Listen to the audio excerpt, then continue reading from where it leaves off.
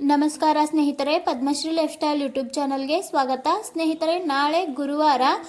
ಗುರುವಿಗೆ ನಾವು ಈ ವಾರವನ್ನು ಮೀಸಲಾಗಿ ಇಟ್ಟಿರ್ತೇವೆ. ಅದರಲ್ಲೂ ಸಾಯಿಬಾಬಾ, ಶ್ರೀ ಗುರು ರಾಘವೇಂದ್ರ ಅವರು ಮತ್ತು ದತ್ತಾತ್ರೇಯ ಅವರಿಗೆ ನಾವು ಗುರುವಾರವನ್ನು ಮೀಸಲಾಗಿ ಇಟ್ಟಿರ್ತೇವೆ.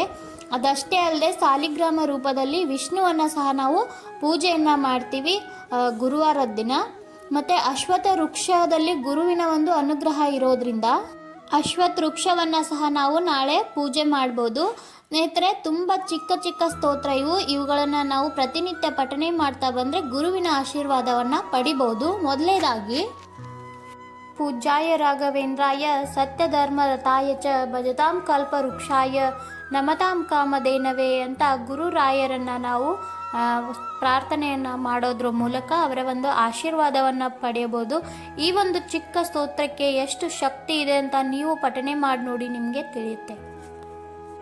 ಈ ಸ್ತೋತ್ರವನ್ನು ನಾನು 1 ವರ್ಷಗಳ ಕಾಲ ಪಠಿಸಿದ್ದಕ್ಕೆ ಪರಿಮಳ ಗ್ರಂಥದ ಮೂಲಕ ರಾಯರು ನಮ್ಮ ಮನೆಗೆ ಬಂದು ನೆಲೆಸಿದ್ರು ಅಂತ ನಾನು ಹಿಂದಿನ ಒಂದು ವಿಡಿಯೋದಲ್ಲೂ ಸಹ ಹೇಳಿದ್ದೇನೆ. ಈ ಒಂದು ವಿಡಿಯೋದಲ್ಲೂ ಸಹ ಹೇಳ್ತಾ ಇದ್ದೇನೆ. ಈ ಒಂದು ಸ್ತೋತ್ರಕ್ಕೆ ಬಹಳ ಅಂದರೆ ಬಹಳಷ್ಟು ಒಂದು ಶಕ್ತಿ ಇದೆ ಅಂತ ಒಂದು ನನ್ನ ಅಪಾರವಾದ ನಂಬಿಕೆ.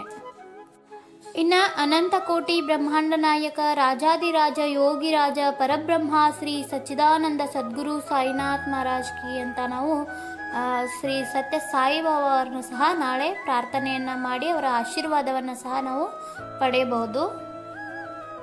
ಇನ್ನು ಅಹಲ್ಯ ದ್ರೌಪದಿ ಸೀತಾ ತಾರ ಮಂಡೋದರಿ ತಥಾ ಪಂಚಕನ್ಯಃ ಸ್ಮರೇ ನಿತ್ಯಂ ಮಹಾಪಾತಕ ನಾಶನಂ ಅಂತ ನಾವು ಈ ಸ್ತೋತ್ರಕ್ಕೆ ಪತಿವ್ರತೆಯ ಸ್ತೋತ್ರ ಅಂತ ಹೇಳ್ತೀವಿ.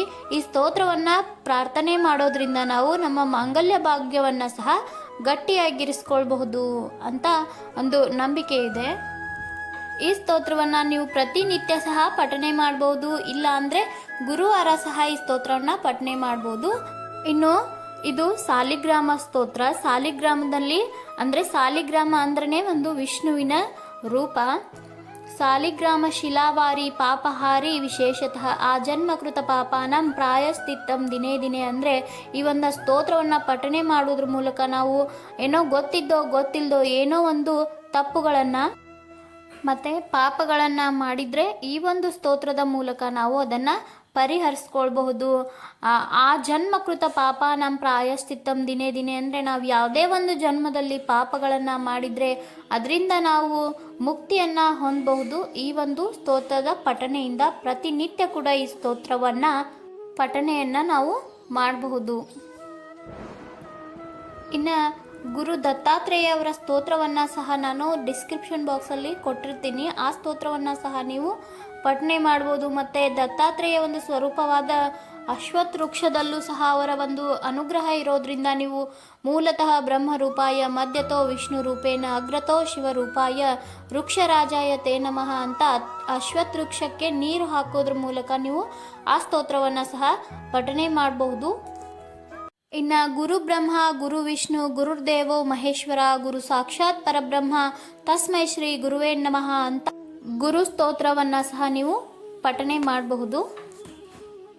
ಸ್ನೇಹಿತರೆ, ಈ ಸ್ತೋತ್ರಗಳನ್ನು ನೀವು ಬೆಳಗ್ಗೆ ಸಾಧ್ಯ ಆಗಲಿಲ್ಲ ಅಂದರೆ ಸಂಜೆ ಕೂಡ ಈ ಸ್ತೋತ್ರಗಳನ್ನು ಹೇಳ್ಕೊಳ್ಬಹುದು, ಪಠನೆ ಮಾಡಬಹುದು. ಇದರಿಂದ ಸಹ ಗುರುವಿನ ಆಶೀರ್ವಾದವನ್ನು ಪಡೆಯಬಹುದು. ಒಂದು 5 ನಿಮಿಷದಲ್ಲಿ ಈ ಒಂದು ಚಿಕ್ಕ ಚಿಕ್ಕ ಸ್ತೋತ್ರಗಳನ್ನು ನಾವು ಪಠನೆ ಮಾಡೋದ್ರಿಂದ ಸಹ ನಾವು ಗುರುವಿನ ಒಂದು ಆಶೀರ್ವಾದವನ್ನು ಪಡೆಯಬಹುದು. ಸ್ನೇಹಿತರೆ, ಈ ಒಂದು ವಿಡಿಯೋ ಪ್ರತಿಯೊಬ್ಬರಿಗೂ ಹೆಲ್ಪ್ ಆಗಿದೆ ಅನ್ಕೋತೀನಿ. ಹೆಲ್ಪ್ ಆಗಿದ್ದರೆ ಲೈಕ್ ಮಾಡಿ. ಮತ್ತು ಇನ್ನೂ ಯಾರು ಚಾನಲ್ಗೆ ಸಬ್ಸ್ಕ್ರೈಬ್ ಮಾಡಿಲ್ವೋ ದಯವಿಟ್ಟು ಸಬ್ಸ್ಕ್ರೈಬ್ ಮಾಡ್ಕೊಂಡು ಪಕ್ಕದಲ್ಲೇ ಇರೋ ಬೆಲ್ ಐಕನನ್ನು ಕ್ಲಿಕ್ ಮಾಡಿ. ಮತ್ತೆ ಸಿಗ್ತೀನಿ, ಹೋಗಿ ಬರ್ತೀನಿ, ಬಾಯ್.